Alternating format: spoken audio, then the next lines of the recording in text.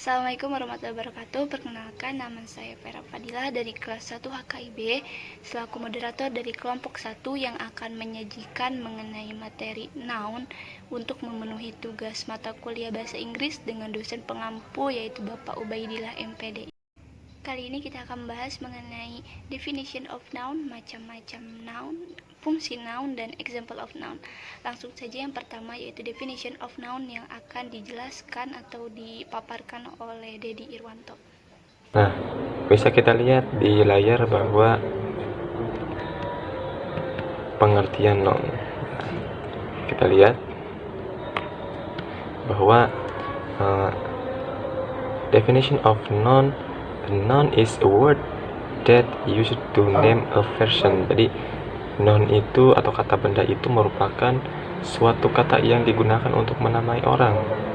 Name a person, contohnya ya nama saya seperti Dedi, Riko, itu bisa dikatakan sebagai kata benda. Place atau tempat, contohnya ya Jakarta, Serang, atau nama-nama tempat lainnya. Yang selanjutnya ada thing atau benda. Nah, benda ini sangat banyak sekali ya, sangat banyak dijumpai di sekitar kita. Itu juga merupakan sebuah kata benda atau noun.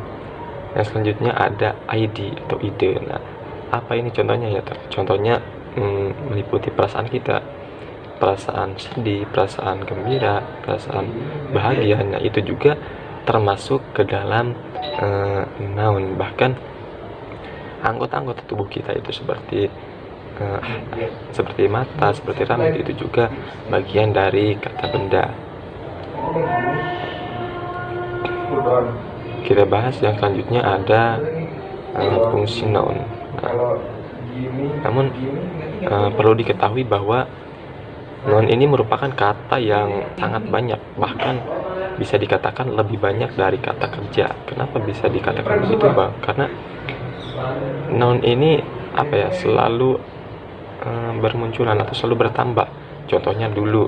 Nah, dulu itu belum ada yang namanya misalkan alat hitung, alat komunikasi, alat transportasi yang modern. Nah, di zaman sekarang hal itu sudah ada dan sudah menjadi kebiasaan yang digunakan oleh manusia. Nah, hal itu yang menunjukkan bahwa noun ini sering bertambah, sehingga noun ini merupakan kata yang lebih banyak dari kata kerja. Bahkan di masa yang akan datang pun bisa bertambah bila ada penemuan-penemuan yang baru gitu. Nah, kita lihat fungsi dari noun. Nah, fungsi dari noun atau fungsi dari kata kerja sendiri ada 4. Nah, ada subject of verb, ada subject atau object complement, ada direct atau indirect object, atau yang keempat ada object of profession. Kita bahas yang pertama, fungsi noun yang pertama atau fungsi kata benda yang pertama ada subject. Nah, subject of verb. Jadi si kata benda ini berfungsi sebagai subjek. Nah,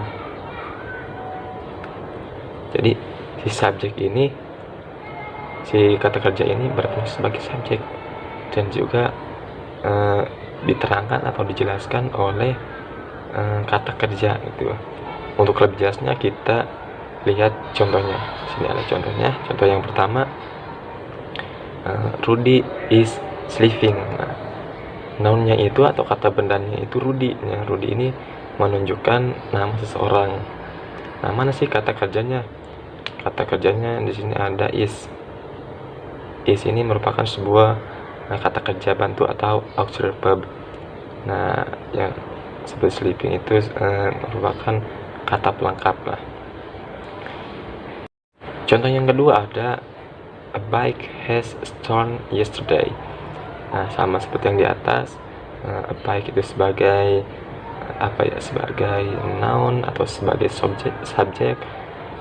Has itu sebagai kata kerja bantu atau auxiliary verb, dan storm yesterday itu sebagai kata pelengkap. Contoh yang ketiga ada his gave server coffee. Artinya Kafe-nya itu menyajikan kopi. Jadi si kafe ini menunjukkan noun yang berperan sebagai subjek dibantu oleh kata kerja yaitu his. Nah, di sini sebagai kata kerja bantu.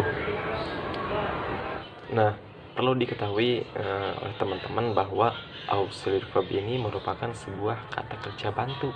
Nah, fungsinya untuk apa sih? Fungsi auxiliary verb ini untuk memperjelas kata kerja utama. Jadi kalau ada auxiliary verb harus ada kata kerja utama. Tidak bisa ada auxiliary verb atau kata kerja bantu tetapi tidak ada kata kerja utama. Contohnya di sini ada is, has, his, itu biasanya disandingkan dengan kata kerja ketiga atau verb 3 ataupun verb ing. Selanjutnya yaitu dengan saya sendiri. Nah, selanjutnya fungsi noun yang kedua yaitu subject or object complement. Apa sih subject or object complement? Subject or object complement adalah subjek atau objek pelengkap. Nah, kita lihat langsung contohnya. Brian became a writer after his wife passed. Nah, di sini Brian itu adalah subjek utama. Sebenarnya dia ada subjek utama, tapi ditambahkan a writer sebagai subjek pelengkap. Nah, contoh selanjutnya yaitu I'm the chairman of this company. Saya ketua dari perusahaan ini. Nah, I'm the chairman. I di sini selaku subjek utama dan the chairman di sini selaku subjek pelengkap. Nah, contoh untuk objek complement yaitu Rudy brought Lizzie a flower. Rudy membawakan Lizzie sebuah bunga. Rudy di sini adalah subjek, brought di sini adalah verb, dan Lizzie di sini adalah objek. Namun di sini terdapat a flower, di mana a flower ini sebagai objek complement, tambahan informasi bahwa yang dibawakan oleh Rudy itu kepada Lizzie adalah sebuah bunga. Nah, makanya di sini a flower itu termasuk dalam objek complement. Nah, contoh selanjutnya yaitu Alicia gives his son a bike. Alicia memberikan anak laki-lakinya sebuah sepeda. Nah, Alicia di sini sebagai subjek, gives di sini sebagai verb, dan his son di sini sebenarnya sebagai objek utama. Namun di sini ada a bike di mana sebagai objek pelengkap gitu. Sebagai tambahan informasi bahwa yang diberikan Alicia kepada anaknya itu adalah sebuah sepeda. Nah, selanjutnya fungsi noun yang selanjutnya yaitu direct or indirect object. Nah, direct object itu adalah objek yang secara langsung menerima aksi dari kata kerja transitif yang ada di depannya. Kita langsung lihat contohnya, Rico plays guitar in his room. Rico bermain gitar di ruangannya. Rico di sini sebagai subjek, plays di sini sebagai verb, dan gitar di sini adalah objek. Nah, objeknya itu adalah direct object. Kenapa direct object? Karena gitar ini menerima aksi langsung dari kata kerja di depannya yaitu plays. Berarti yang dimainkan adalah gitar, karena yang dimainkan adalah gitar, maka gitar ini sebagai direct object. Nah, selanjutnya yaitu Siti married a British man. Di sini Siti menikahi seorang laki-laki berkebangsaan Inggris. Nah, Siti di sini selaku subjek, lalu married di sini selaku verb, dan a British man itu adalah direct object, yaitu objek yang secara langsung menerima aksi dari kata kerja di depannya yaitu married. Nah, Siti menikahi seorang laki-laki berkebangsaan Inggris. Nah, selanjutnya ada indirect object. Nah, indirect object ini berarti kebalikannya dari direct object, berarti kata yang tidak langsung menerima aksi dari kata kerja yang ada di depannya. Nah, contohnya itu adalah Kartini bought his dad a car. Kartini membelikan ayahnya sebuah mobil. Karena yang sebenarnya objek utamanya adalah a car gitu. Nah, di sini his dad itu adalah indirect object. Nah, contoh selanjutnya adalah Hartono cooks a chicken for Sumanto. Hartono memasakkan seekor ayam untuk Sumanto. Nah, Hartono memasakkan ayam.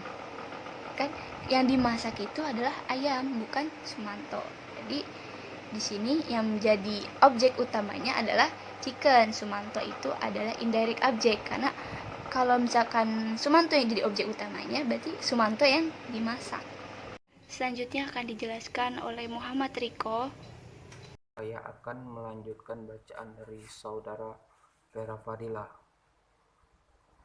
tentang object of preposition. Object of preposition yang mengikuti proposisi atau sebuah kata, benda, ataupun pronoun yang letaknya setelah kata depan. Misalnya, my cat love to play in a large boat. Selanjutnya, I learned English at Jakarta. Yang ketiga, the toilet is on the first floor. Oke, selanjutnya saya akan membacakan tentang macam-macam noun. Yang pertama adalah countable and uncountable noun. Yang kedua adalah proper and common noun. Yang ketiga adalah abstract and concrete noun. Dan yang keempat adalah collective noun. Oke, selanjutnya saya akan membacakan tentang countable and uncountable noun. Pengertian countable noun adalah kata benda yang dapat dihitung. Sedangkan uncountable noun adalah kata benda yang tidak dapat dihitung dan hanya memiliki satu bentuk, yaitu singular. Adapun contohnya, contoh dari countable noun adalah burger, smartphone, eggs, fridge, and table. Dan contoh dari uncountable noun adalah sugar, water, gas, milk, and love. Cukup sekian dari saya. Bacaan saya akan dilanjutkan oleh saudara Elsa. Di sini saya akan melanjutkan materi dari rekan kelompok saya pada pembahasan macam-macam noun. Yang kedua ada proper and common noun. Pengertian dari proper noun adalah kata benda secara spesifik sehingga memerlukan kapital dalam penulisannya atau diawali dengan huruf kapital pada penulisannya. Sedangkan common noun adalah kata benda secara umum sehingga penulisannya tidak dengan huruf kapital. Jadi ada 3 contoh dari proper dan common noun. Yang pertama ada people atau nama orang. Common noun itu writer, propernya itu Raditya Dika. Ada actor dan Brad Pitt. Common itu presenter dan propernya itu Raffi Ahmad. Yang kedua ada places atau nama tempat. Common noun-nya itu mall, propernya itu mouse, commonnya itu park, dan propernya itu Yoyogi Park. Ada city, dan propernya itu Serang. Yang ketiga ada things, itu seperti hal-hal. Common noun-nya ada phone, propernya Oppo, atau movies, salt, book, Harry Potter. Itu 3 pembagian dari proper dan common noun. Nah, contoh lain dari proper noun seperti Jakarta, Indonesia, France, David, Maria, atau seperti nama perusahaan Gramedia, Unilever, Honda, Yamaha, atau nama planet seperti Mars, Venus, Earth. Contoh dari common noun ada woman, child, boy, chair, television, book, dog, cat, bird, dan sebagainya. Itu contoh dari bentuk kata. Contoh lain dari proper dan common noun dalam bentuk kalimat ada seperti I am from Jakarta, Indonesia. Aku berasal dari Jakarta, Indonesia. Contoh yang kedua, I don't want to go with David to Gramedia store. Aku tidak mau pergi dengan David ke toko Gramedia. Pada kata Jakarta, Indonesia, dan David Gramedia ini termasuk kepada proper noun. Mengapa? Karena diawali dengan huruf kapital, baik berada di awal, di tengah, maupun di akhir. Berarti dia termasuk kepada proper noun. Nah, sedangkan store ini termasuk kepada common noun. Karena dia tidak diawali dengan huruf kapital, kecuali berada di awal kata sebuah kalimat. Untuk pembahasan pertama pada proper dan common noun bisa dapat dipahami ya. Nah, yang bagian ketiga itu ada abstract and concrete noun. Contoh lain dari abstract noun seperti love, cinta, romance, asmara, friendship, persahabatan, goal, tujuan, itu termasuk kepada abstract noun yang tidak dapat diamati oleh panca indera, tidak dirasa. Yang kedua ada concrete noun. Contoh lain dari concrete noun: table, meja, water, air, baby, bayi, teacher, guru, police, polisi. Itu termasuk kepada concrete noun. Dapat dipahami ya. Untuk selanjutnya, yang ketiga ada collective noun. Collective noun adalah kata benda yang merujuk pada nama kelompok, kumpulan, atau unit. Contohnya di sini ada I see herd of big elephants in the zoo.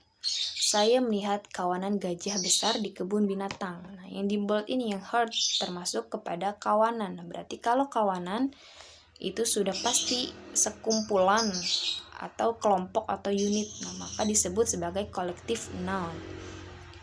Yang kedua ada contohnya itu this is a nest of little bird. Itu sarang burung kecil. Yang di bold ini nest itu termasuk kepada collective noun. Yang ketiga ada this is Syariah Faculty. Ini fakultas syariah. Masih sangat termasuk kepada collective noun. Pun cukup sekian yang dapat saya sampaikan. Kurang dan lebihnya mohon maaf. Thank you for your time. Wassalamualaikum warahmatullahi wabarakatuh.